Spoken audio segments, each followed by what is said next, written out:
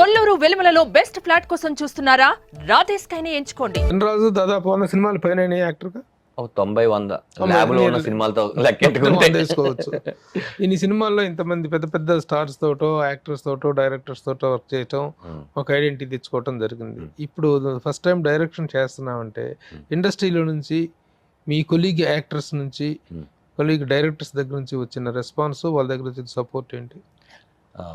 ఇందులో నాన్న పాట తెలిసిందా నేడు అనే పాట సుకుమార్ గారితో లాంచ్ చేయించుకోవాలి. నా జగడం సినిమా నేను ఇంట్రడ్యూస్ అయ్యాను కదా, నేను ఆర్టిస్ట్గా ఆయన చేతుల ద్వారా అయ్యాను, దర్శకుడు అవుతున్నాను, ఆ విషయం ఆయనకి చెప్పాలి.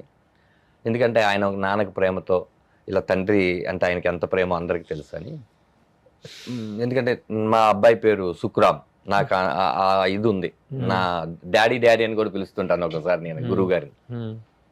పాట చూసిన తర్వాత ఆయన ఒక పావు గంట మాట్లాడారు. అప్పుడే సునీల్ గారు కూడా అదే సెట్లో ఉన్నారు. పుష్ప 2 సెట్కి వెళ్ళాను. అన్నయ్య బాగా చేశాడు అన్నయ్య, అసలు నాకు తెలిసి ఆ టైంలో అన్ని సీన్లు టక్క తీసేశాడు, క్లారిటీగా పేపర్ కూడా పట్టుకోకుండా క్లియర్గా తీసాడు అని మొత్తం చెప్తే చాలామంది చెప్తున్నారు. ఆ పాటలో కొన్ని ఎక్స్ప్రెషన్స్ గురించి మాట్లాడారు. చాలా మెచ్యూరిటీ ఉండాలి ఆ ఎక్స్ప్రెషన్స్ చేయాలంటే అని కథ అంతా తెలుసుకొని ఆయన అది నాకు చాలా అద్భుతమైన సపోర్ట్. ఇంకా ఈ సినిమా చాలా మంది చూసారన్న, వాళ్ళందరూ కూడా చాలా పెద్దవాళ్ళు. ఎవరెవరు చూసారా ప్రముఖులు అంటే నేను అంటే వాళ్ళ ఫేమ్, వాళ్ళ ఇమేజ్ బట్టో నేను ప్రముఖులు అనుకోను. నాకేంటంటే జడ్జిమెంట్ కరెక్ట్గా చెప్తారా లేదా అనే వాళ్ళు చూశారు, బాగా మెచ్చుకున్నారు. ముఖ్యంగా నిమ్మకాయల ప్రసాద్ గారు, ఆయనకి సినిమా చూసినాక ఆయన ఈ సినిమా తర్వాత నిన్ను చూసే కళ్ళు మారుతాయి ధనరాజ్ అన్నారు. అంతకన్నా గొప్ప విషయం ఉంది. మారుతి గారిని ఫ్రీ రిలీజ్ ఈవెంట్కి పిలవడానికి వెళ్ళాను. ఈ సినిమా గురించి చాలా బాగా మాట్లాడుతున్నారు బయట, చాలా బాగా చేసావని, ఆల్ ది బెస్ట్, నేను ఫ్రీ రిలీజ్ ఈవెంట్కి వస్తానని నేను మాట ఇచ్చాను.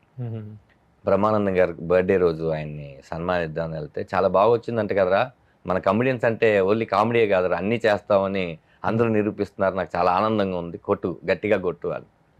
ఈ ఎవరు కూడా డిసప్పాయింట్ చేసి నన్ను మాట్లాడలేదన్న, అంటే అనుకున్నా కూడా నాకు చెప్పలేదు. నన్ను ఎంకరేజ్ చేద్దాం అనుకున్న వాళ్ళందరూ నాకు చెప్పారు, డిసప్పాయింట్ చేద్దాం అనుకున్న వాళ్ళు నాకు చెప్పలేదు. ఎవరికైనా చెప్తే వాళ్ళు కూడా చెప్తే బాగోదని నాకు చెప్పలేదేమో. అంతే, ఎప్పుడైనా ఎవరైనా నలుగురు ఎంకరేజ్ చేస్తూ మాట్లాడతారు తప్ప, ఇప్పుడు నేను సినిమా చూసినా సరే ధనరాజ్ బాగా చేసావు, కంగ్రాట్స్ అనే అంటాను తప్ప అందరి ముందు అది చెప్పి మీలాంటి వాళ్ళు ఏంటంటే నాన్న ఇది జరిగిందని నాకు పర్సనల్ గా చెప్తారు. మంచి మైక్ లో చెప్పాలి, చెడు చెవులో చెప్పాలి అని మెగాస్టార్ గారి వాచ్ ఒకటి ఉంది.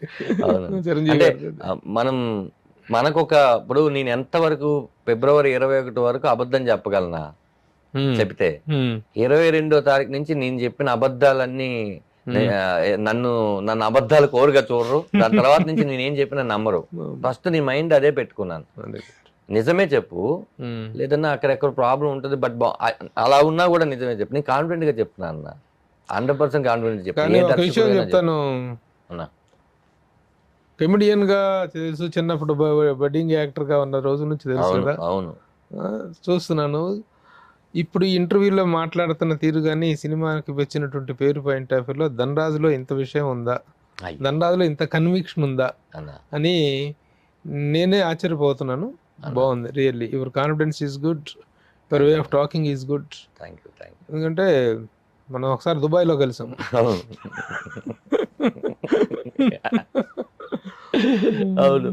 Wonderful day.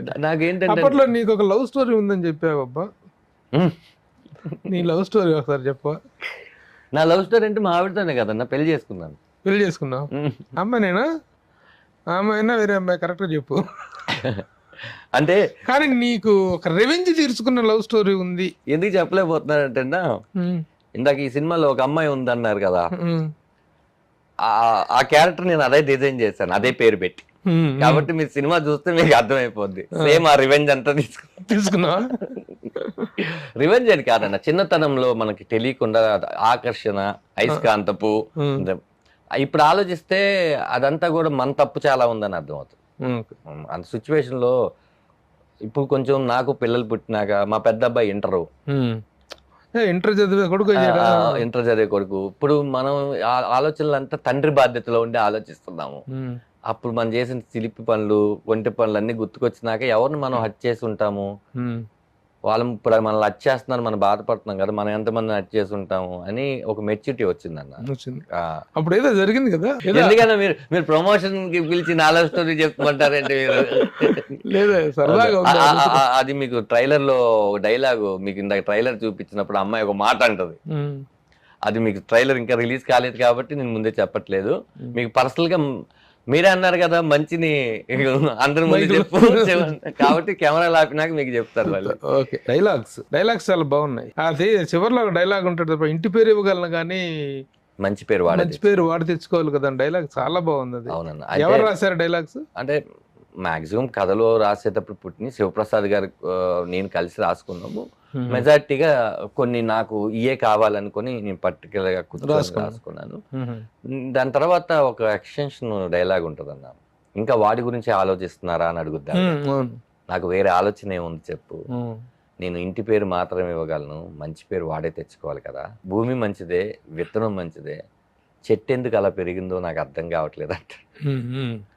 అది ఆయన రే ఈ డైలాగు అని ఆయన చెప్పింది, ఈ డైలాగ్ పెడదా అని. నాకు వెరీ హ్యాపీయెస్ట్ మూమెంట్ ఏంటంటేనా, ఈ డబ్బింగ్ నేను పట్టి మన పాత్రకి మనం డబ్బింగ్ చెప్పినప్పుడే పరిపూర్ణత వస్తుంది అని నేను, సార్ మీరే డబ్బింగ్ చెప్పాలి, నేను చెప్పించుకుంటా అని ఒక 4 రోజులు టైం ఇచ్చారు డబ్బింగ్కి. 2 రోజులు అని, 1 రోజు తమిళ్ పట్టింది అంతే, 3 రోజులు తెలుగు. చెన్నై వెళ్ళి ఫస్ట్ హాఫ్ 2 రోజులు చెప్పించా. అన్న ఇలా లాగకూడదు, సాగదీయకూడదు, నొక్కాలి అని మొత్తం చెప్పి నేను 99% చాలా చక్కగా చెప్పించినాక సెకండ్ హాఫ్ ఎప్పుడు చెప్తారంటే రేపు మార్నింగ్ 8:30 అన్నారు. నేను హోటల్కి వెళ్ళిపోయాను, పడుకున్నాను. పొద్దున్నే 8:15కి వచ్చేసా. వచ్చి చూస్తే ఆయన సెకండ్ హాఫ్ సినిమా చూస్తున్నారు, 7:30కే వచ్చారంట. సినిమా చూస్తున్నారు, నేను డిస్టర్బ్ చేయకూడదని నేను ఇటు సైడ్ నుంచి చూస్తున్నాను. సినిమా అయిపోయింది, అలా చూసి నన్ను చూశాడు, బయటికి వెళ్ళి గట్టిగా కౌగిలించుకున్నాను. కౌగిలించుకొని చాలా మంచి సినిమా తీసాంరా మనం, ఇక నుంచి నేను ఈ చెడ్డ క్యారెక్టర్లు చేయనురా, చాలా నాకు తృప్తినిచ్చేసినాయి కొన్ని. అప్పుడు తిరుమాణిక్యం ఇంకా రిలీజ్, అక్కడ మంచి హిట్, మొన్న తిరుమాణిక్యం అనే ఒక సినిమా బాగా ఆడింది. ఆ సినిమా అది విమానం, ఇది చాలా తృప్తిగా ఉంది అని. ఇది అయిపోయిన తర్వాత మా ఇంటికి రాని తీసుకొని వెళ్ళి కొన్ని షాట్ల గురించి మాట్లాడారు ఆయన. ఎందుకు అలా పెట్టావురా అని నేను చెప్పాను. అది మామూలు కాదురా, అది నువ్వు ఎంత ప్రేమిస్తే వస్తుందో అని చెప్పి మా గురువుగారు బాలచంద్ర గారు మాట చెప్పారు. నువ్వు చాలా సినిమాలకి దర్శకత్వం వహించవచ్చు, చాలా కథలను బాగా తీసుండొచ్చు, ఒక కథ నిన్ను అడుగుద్ది నువ్వే డైరెక్షన్ చేయని, ఈ కథ నిన్ను అడిగిందిరా అన్నారు. అంత గొప్ప మాట అనిపించింది. అంత బాగా తీసాను. బాగా తీయడం ఏంట్రా, రేపొద్దున జనాలు చూడ ఏం చెప్తారో. ఆయన ఒక దర్శకుడు, నేషనల్ అవార్డు గ్రహీత, ఎన్నో సీరియల్స్ చేశారు, అన్ని లాంగ్వేజ్లోనూ ఇప్పుడు బాగా చేస్తున్నారు. ఆయన చెప్పేసరికి నేను అలా నడుచుకుంటూ హోటల్కి వచ్చేసి కూర్చొని, చాలు ఈ 2 ఏళ్ళు కష్టం మొత్తం పోయిందే, రేపు ఏసీ రూమ్లో కూర్చొని థియేటర్లో సినిమా చూస్తుంటే అది కూడా పోతుంది టెన్షన్. నాకు ఒకటేంటంటేనా, 21వ తారీఖు రేపే అయితే బాగుండు, అందరికి సినిమా చూపించడానికి 1 వీక్ ఉందన్న. ఎందుకంటే అవుట్పుట్ నాకు తెలుసు, అందరికి తెలియాలి. మేబీ రైట్ ఆర్ రాంగ్ అనేది ప్రేక్షకులు చెప్తారు, కానీ నా బిడ్డని పెళ్లి చేయడానికి ఒక డేట్ ఆ రోజు దొరికింది. జబర్దస్త్ నుంచి వచ్చిన డైరెక్టర్స్ లో వేణు ఒక బెంచ్ మార్క్ క్రియేట్ చేశాడు, అదొక భయాన్ని క్రియేట్ చేశాడు, బెంచ్ మార్క్ భయాన్ని క్రియేట్ చేశాడు. అవును. ఈ స్క్రిప్ట్ అప్పుడు ఇంకా బలగము అప్పటికి లేదా, స్క్రిప్ట్ అప్పుడు బలగం లేదన్న. ఇది విమానం సినిమా, అప్పుడు శివప్రసాద్ గారు 2 కథలు చెప్పినప్పుడు ఇది ఇంకా సెట్ లోకి వెళ్ళలేదు, కానీ స్క్రిప్ట్ వర్క్ జరుగుతున్నప్పుడు బలగం స్క్రిప్ట్ వర్క్ ఏదో షూట్ స్టార్ట్ అయింది. చాలా మంది కంపారిజన్, నా బలగం సినిమా ఒక్కొక్క ఒక్కొక్క దశాబ్దానికి అంటారో శతాబ్దానికి అంటారో ఒక్కొక్క 5 years అంటారో 10 years అంటారో తెలియదు. ఒక శివ ఇట్లా కొన్ని సినిమాలు ఉంటాయి. బలగం అవును, అవును. నేను వేణుతో అన్నాను, మళ్ళీ నువ్వు తలుచుకున్నా మళ్ళీ నువ్వే డైరెక్షన్ చేసిన బలగం తీయలేవు కదా. బలగం కన్నా గొప్ప సినిమా తీయచ్చు, బలగం కన్నా చిన్న సినిమా మళ్ళీ బలగం తీయలేము, ఒక్కసారి వస్తుంది. అంతే అంతే. అలాగా నేను బలగం లాగా సినిమా తీయాలి అని చెప్పేసి అనుకొని వేణు చేశాడు కాబట్టి నేను కూడా చేసేద్దా, అది లేదన్న. నా సినిమా నాదే, నా రామం రాగం నాదే, తన బలగం తనదే, నెక్స్ట్ అతను చేసే ఎల్లమ్మ తనదే, నేను ఏదైనా నెక్స్ట్ చేస్తున్నదే. ఎవరి సినిమా అయినా అంతే అన్న.